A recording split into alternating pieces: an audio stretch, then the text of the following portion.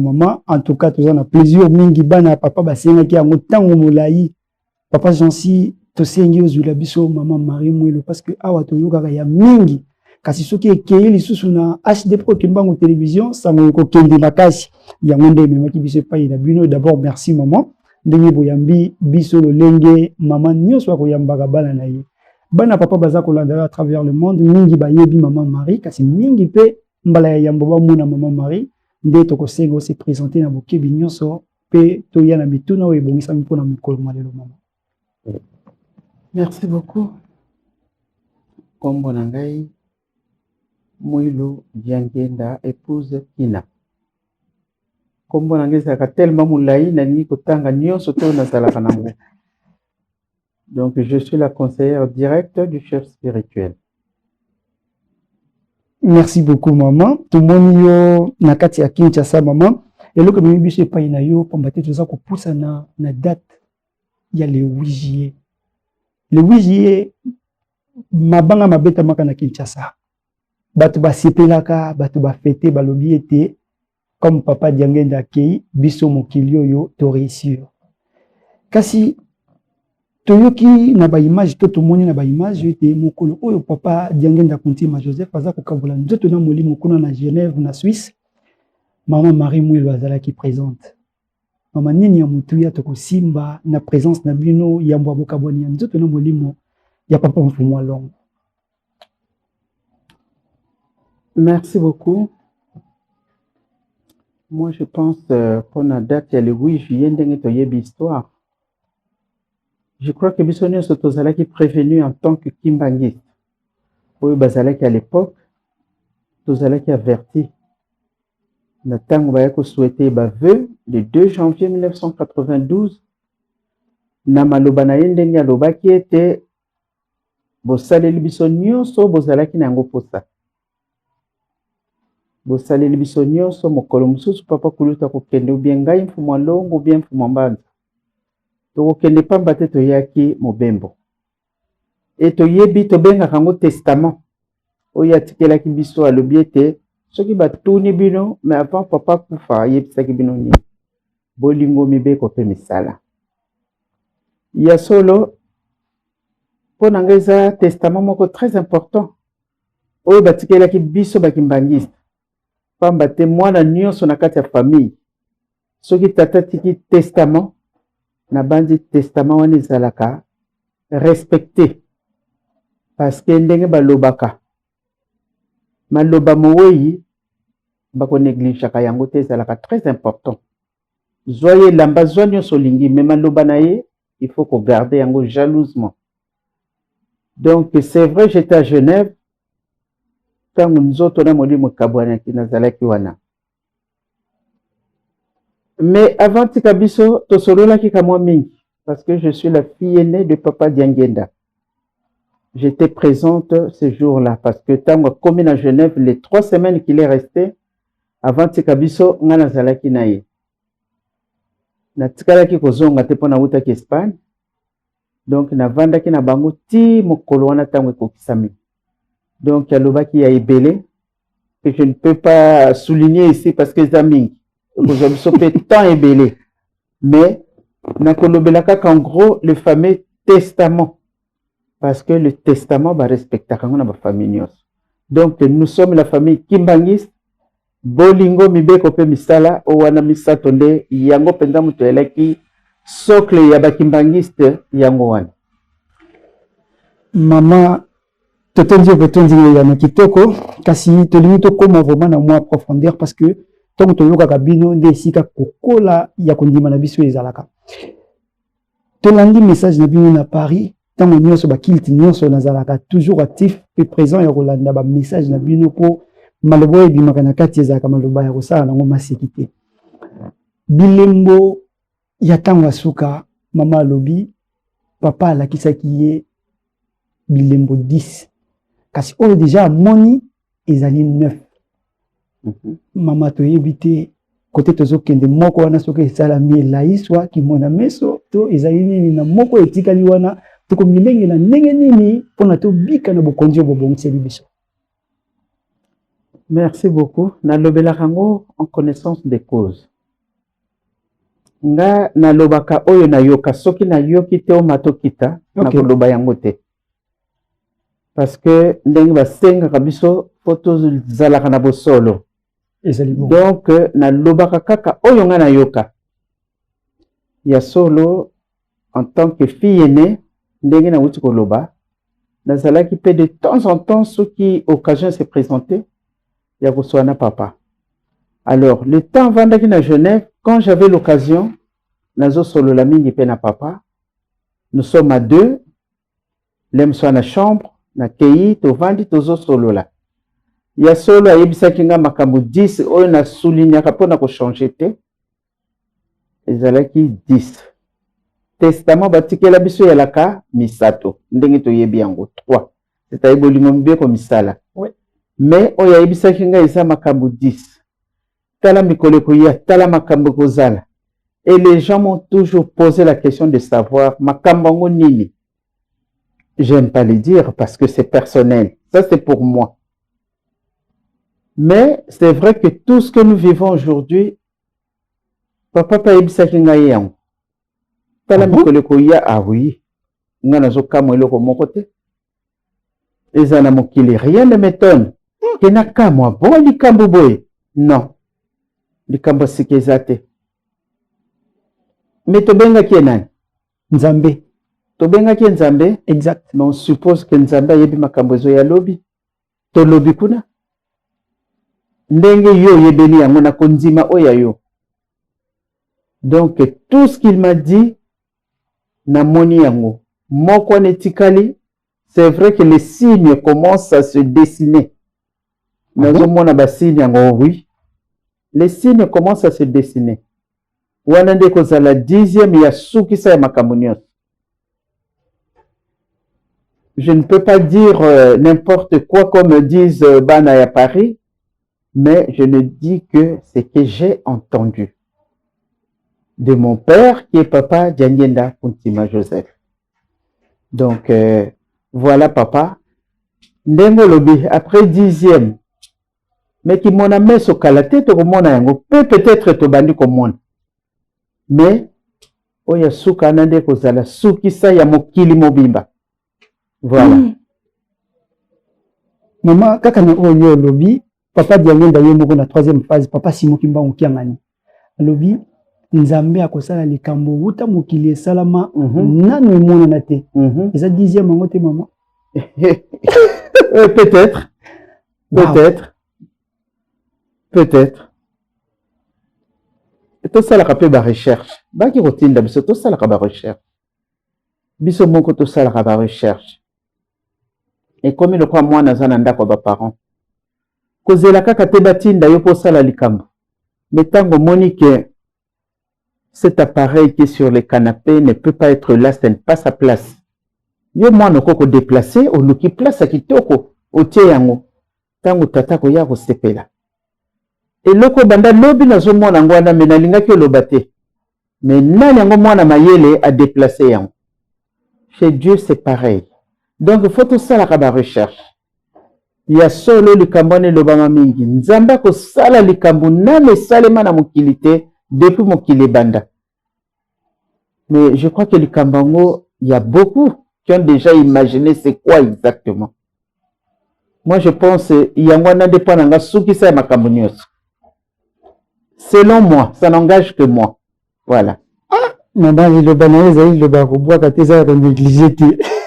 Donc la Bible donc bande ko bala litos wango na considération moto amilengele. Maman na ko mo la mingi te parce que na dingo zopini mo na mingi te. Tokei na mutuna ya misato. Tomoni ba image wana biso tozalaki bana mike à l'époque tomoni papa ye et longona maman ba ko pesa papa Simo Kimba Okiangani radio. Papa oyo ezali biso toye ko déposer pour mongongo na yo kana na mokili mobimba. Objectif ezalaki nini pona nini kaka cadeau wana ya radio maman Marie. Oh merci beaucoup, c'est en 2003. Toyaka ngaina défait mobile nanga kotika radio. Mais je crois que toye d'importance ya radio. Radio ye moto azali ko pesa ba nouvelle. Ba nouvelle ngo zo tambola partout. Parce que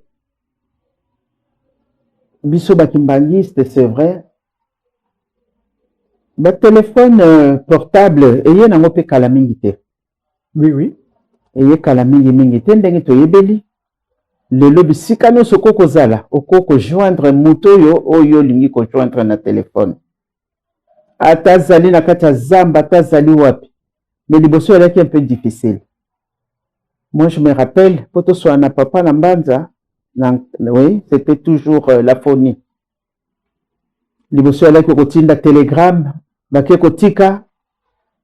Après comme phonie, mais lelo raccourci et mon ami. Va faciliter biso makambo. Donc je crois que la radio est un instrument moko très très important pour la biso. Et bana ya Paris ba monaki tikaba offrir papa radio pour mongongo nepe eyokanaka partout. Bisika nyonso lingombe ezali. Même les noms qui bangistes nous suivent. Bazolanda biso nani. Na radio yangwana lingombe monaki malamu yo mama na tata kina parce que le quoi pena que sali sape misala wana ona radio wana pe estombama donc tango estombama ki lingombe monaki ete ngai na défait mobile nanga na bande comme soute ya kotika radio wana po ete mongongo ya mokonzi ya lingomba eyokana partout yangwana to yaki kotika radio wana. Et je suis resté une année à Kinshasa, où j'ai sillonné toutes les communes de Kinshasa. Voilà. Tokoya Nisika wana ya tourne bien à la paroisse, maman. Teleki, papa qui se le Charles, a commis à Paris. Message à mon tout ya autre simbi, na ba image totali. Papa qui se le à lobby, tout partira de Paris. Nyon se ko bandela kuna. Mais maman mboka poni ko vanda pe kaka yango en France. Elingi ko lobani ni maman. Oui, merci pour la question. Motunango, bon, je ne sais pas. Est-ce un hasard? Mais je crois que pas Nzambe hasard est à la rater. Parce que papa qui solo kele alobaki na biso likambo moko soki satana tamboli mokili mobimba akende kopemaka na mboka ya Paris. Oui. Atamboli, ça c'est Satan soki atamboli. Parce que kuna makambo bele zali kuna. Ba makambo bele to mona ka ba loge soki banini. Base na ngweza wapi papa. Et à lobby serpent, il y a 7 têtes ezali kuna. 7 têtes. 7 têtes. Alobaki to sala musala wana poete to boma serpent wana. Ya salongoli mibale o etikali biso to silisa. Donc est-ce que si to boma mitu yango na 5 etikalaki na yebite wana Nzambe kam to yeba ba bomba mi Nzambe. Voilà. Maman, est-ce que n'importe qui va faire sa émission wana ya koboma nyoko azomona na te? Pour le lelo tobeti 7 métaux. Est-ce qu'il y a beauté? Est-ce que a confié moko? C'est ça. Kobota, il faut bota kaka. Parce que nyama nyonso zalaka na bana na ye. Voilà. Oui. Alors, tout partira de Paris. C'est la question que tout le monde se pose. Tout partira de Paris. Mais moi, je pense que c'est quelque chose qui va se faire d'abord spirituellement et matériellement. Tout partira de Paris. Na misu, ndoto te mi misu. Non, na misu, na ba misu. Ce qui est comme bandoto wane comme eloko msusu. De visu comme on dit, toko vivre yango. To bangate, maman aza kolendisa biso maman. Bino botikali pona ko boma 5 mitu wana. Maman conseillère direct katika kaka yimoko na kati ya Paris. Donc, il y a une charge. Naza na charge te. Mais te yembaka nzembo moko boye, jete ki muta yembaka. Balobi, bandime bo pesanga maboko na ningisa mokili. Nzambe sengi bandime ba peste maboko. Et moi, qui suis-je pour faire ce travail toute seule? Tous les belé à Paris. Hein? Nazanga Mokote. Bino Bozalit. Je crois que ce travail doit se faire bisognon, surtout comme on dit, la main dans la pâte. Parce que c'est un problème spirituel. Ndenge moko lobi. Nyoka ngonani monaki am. Amonanité. Tango papa monaki, papa qui soloke la lobi. Nyoka ya 7 têtes. Oya monaki amonani. Ye moko kakanzambe monaki am. Mais lobi bisoto tika lo sala musala wana. C'est un travail spirituel. Mais il faut biso nyonso tout sala yango. Biso toza ebele biso bakimbangiste.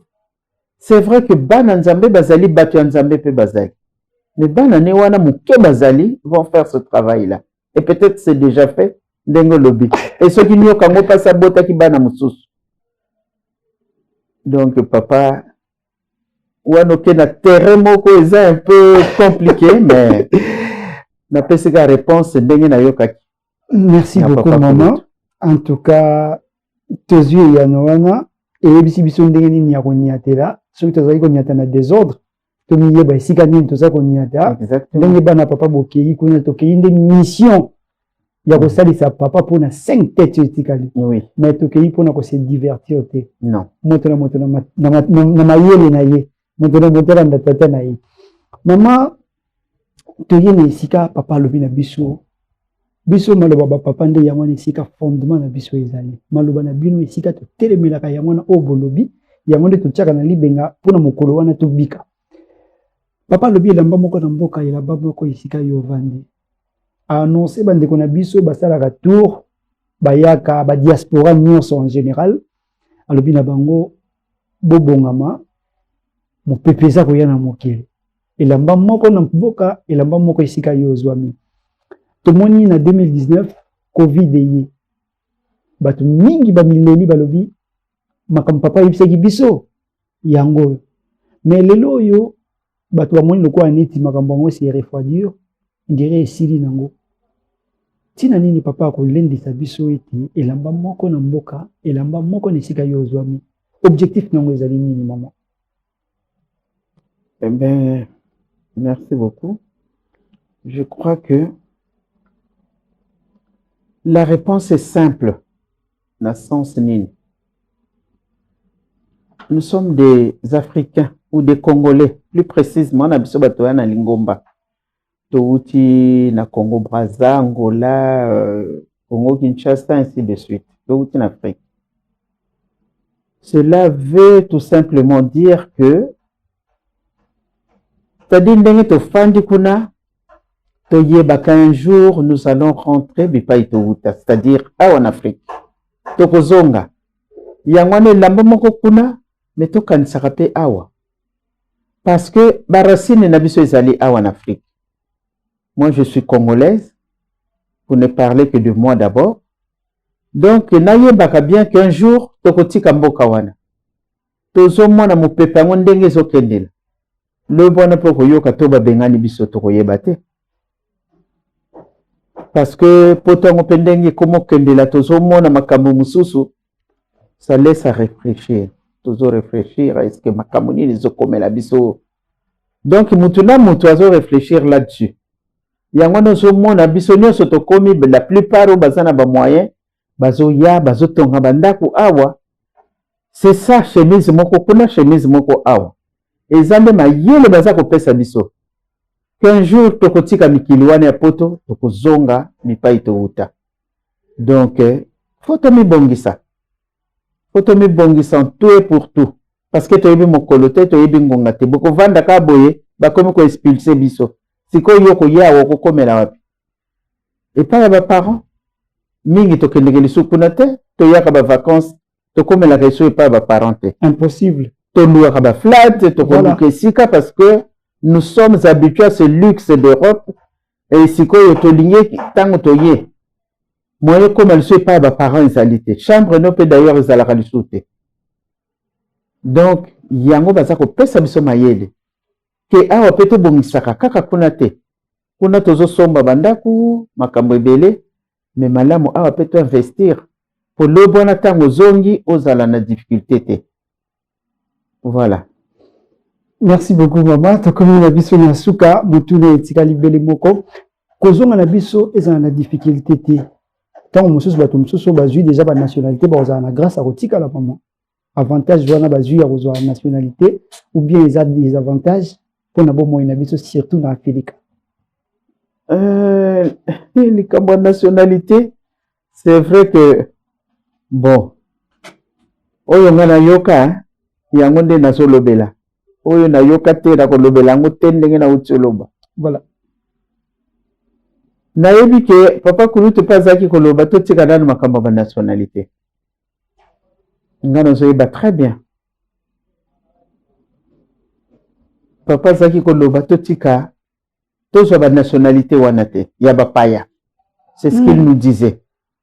Le pourquoi, je ne sais pas. En tout cas, il insistait sur ça. Mais nayebi ke bato belé tozana ngokuna. Donc mais nazoyeba que oui, le bon abozaro qui est peut-être si tu es français, mais tu restes en France peut-être. Yozo kende wapi tozo kotsaka ba congolais. Peut-être, je ne sais pas. Là vraiment je ne saurais pas vous répondre parce que ça m'engage que yé moko nzambe ndenge abimisaka ngo papa Kulutu. Donc yé mutakoyeba. Merci beaucoup maman. En tout cas plaisir mingi bana tata Simon Kimbangu à travers le monde ndenge tozibi ya no kitoko pa ya maman.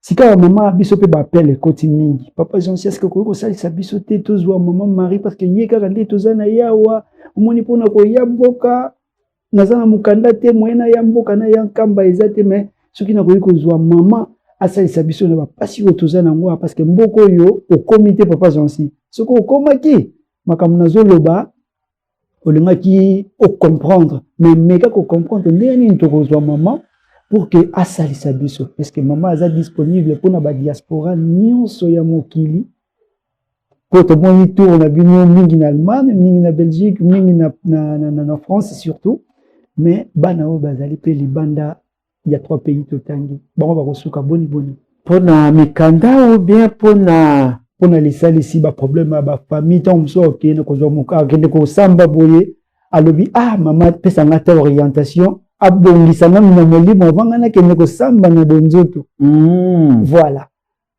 D'accord. Donc c'est ko balinga kini numéro ya téléphone ou balinga kini mingi basengi pe descente ya mama na ba mboka bango bazwami. D'accord. Ce qui peut faciliter kozala na numéro na moko mibale oyo bakopesa melango parce que basenga kanga ngape naza limité. Oui. Wana numéro nanga na kopesa peut-être en privé parce que oyo bato mokile kolanda. Voilà. Et si je donne mon numéro comme ça, je ne sais pas combien de coups de fil je vais recevoir par jour. Déjà na France na yambaka ba coups de fil et belé par jour et utaka bipai na bipai. Mais il y a solo ndenge basengi partout bazali tozali na mission. Voilà. Papa Simon Kimbangu yaki pona biso le poso mwindo. Alors, biso totambola kana solo ndenge bazali kosenga biso. Mikanda bakozwa parce que pona kosala musala ya ye moko, il faut zala pe na ba condition kitoko ya kovanda. Tango zokota pe na ba bureau l'état faut za na mukanda. Donc partout tozali biso bakimbangiste. Tozala na kobanga te. Nzambe na biso kosala bakozwa na bango mikanda. Wana ils ont ma promesse na kotia vraiment na mabondeli comme na kotiaka depuis kala. Nga na bondela kapana batu nyonso na pona kate salisa batu France parce que je vis en France non. Salisa bana na yobi pa nyonso bango bazali. Donc mikanda babanga na bango te. Bakozwa yango balandaka procédure. Ye moko kotia loboko po tozana mission oyo tozali un peu éparpillé. C'est pas un hasard hein. Bato belé awa pe balukaka kobima na mboko oyo.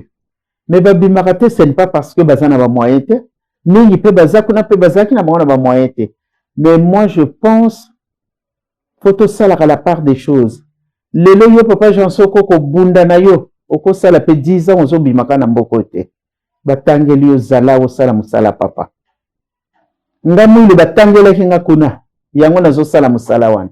Ce n'est pas un hasard. Donc mutu na mutu azane sika o nzambe afungoli liye porte pour que nous sala musala nae. Nzambe la kadona dona tango ya pesio yo pezong selai. Donc babanga na bango te bipai nyonso bango bazali po ete basala musala ya papa. Merci beaucoup maman. Tokomi na suka nini okolendisa biso baito landio mokolo malelo. Nayebi ke ezali ya yambo. Mingi bakosenga deuxième volume. Malheureusement maman azali na Paris. Donc tokozela kino mokolo maman kozongela biso na Kinshasa. Mais tokoyeba kosala numéro oyo mosusu pona mituna oyo kosopana na nzela ba commentaire pe na ba feedback. Donc maman motuna suka toye nango meka kolendisa biso. Mais oyo bino bobongeli biso bisengo oyo bino bobongeli biso filet de récupération asuka bobwakeli biso na 4e génération pona to bika to zanga ngote liloba moko ebangisaki biso ya papa Simoki Bonki ya Nganyalobi batu toteyi mais babomani na bango te mama bolemba biso te mokili tozali ezali ya pasi kasi message asuka kopesa biso nini pona filet wana tokota tozanga lisusu te po tobika tosepela na bino elongo. Merci beaucoup papa, c'est très important. Toteyi ndenge ye moko mokonzi abula lobi tolingi kobongwana te.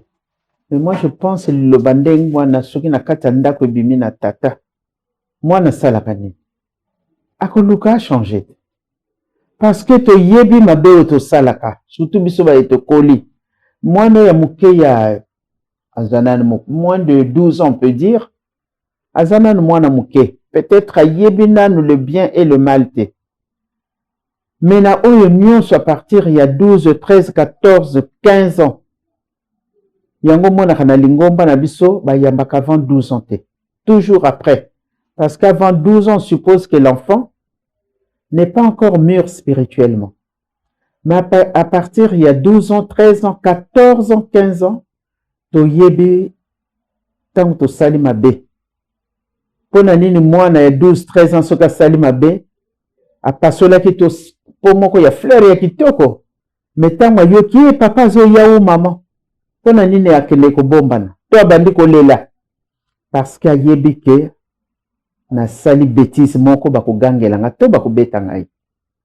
Parce que tango po wana pasuka ki mwana wana bangaki mazane mwana muke bongo biso batu toza mikolo. Quand je fais du mal je suis conscient de ce que je fais to yeba ko toza ko sala yango bayambaka biso après 12 ans. Donc nzembo se ye jeteki azoyemba milongo mibale sikoyo yo mitala ozali wapi yo kimbangiste na milongo mibale wana milongo ngo pesaka ndenge na lobi le bien le mal na moyibi yozali na nyonso yozali kombo netangamaka siko lingi bakotsoka na file wana non mais nzamba lingi biso mingi papa Jean-C nzamba lingi biso parce que si on est là aujourd'hui atali alobi ngape na lapaki ndai 4e génération ya suka na kosala 5e génération te. Asuki si na biso, c'est un privilège. C'est un privilège to vivre et puis biso kaka toyoka kayango. Bato libanda musu, est-ce que bayebi que nous sommes la 4e génération keiza ya suka. Mingi bazako ignorer yango, bayebi te. Mais yonanga, nous sommes des privilégiés. Nyonso tout bayebi sa biso. Eloko nini ya kobakisa ezali. Yango wana tango tata lobi bongo to réfléchir to sa nini to luka to bongisa kaka tango to bongiso tiki mabe nzambe na file wana kozala parce que tango babwaka ka file na mai to mona ka bato ba peshaka na babato ba poisson nyonso balia kanguta to mona ka ba ponyo eza ko lia mabazota pourquoi basala ka triage parce que ba poisson mususu balia kanguta soko lia ngo ko salo mabe c'est du poison. Mais oyo to lia ka bakamati batie kuna oya mabe babwaki des fois bazongise na mai benzambe pe yangwana azosala to komi na période ya repêchage ndenge ezalaka na classe orataki 2 branches ou 3 et ben repêchage to bengaka yango esala l'effort po to kota na file wana omona pe bisengo wana ezali koya pona pas ezo ya nzela moko. Je ne vais pas aller trop loin. Totondi maman, merci beaucoup. Naba inyo ça m'a fait ça qui biso litoi. ya kolanda biso émission tolobela kimongo mokolo malelo tokomi na suka tozwi biyano tozwi directive ndenge nini ya kotambola ndenge mama atalisi biso moto na mayele na ye oyo toyoki tobomba tosalela mpona file wana tose retrouve na kati tobika mama toyebi te mbote ya suka kopesa pai ya banani mama ya mabota mama Marie Mwelo Kiawanga tokoti kuna te pai ya mama Marie Mwelo Kiawanga donc mituna ekoya na émission ekolanda ezali tokokende nde sur mama Marie Mwelo Kiawanga mpona lelo tosuki awa message ya suka mama ya mboto tika bino. Ouais, merci. Message nanga d'abord na souhaité parce que Noël les alikaka pour ça nous avons une facilité. Vraiment Joyeux Noël à tous les kimbangistes du monde entier, même les non-kimbangistes qui nous suivent. Parce que tant que ça la marche, il y a même des non-kimbangistes na yoka masolo. Maman naza kimbangiste te nazala kana Kinshasa 25 mai na moni ba kimbangiste. Ngape na koti kaka na mouvement wana. Donc je pense que nous sommes sur la bonne voie. Yangwana na souhaité vraiment bonne fête pour fête na biso zo continuer ti santa meko sila. Je peux te na fête. Ba santa na biso nyonso la kana ba fête.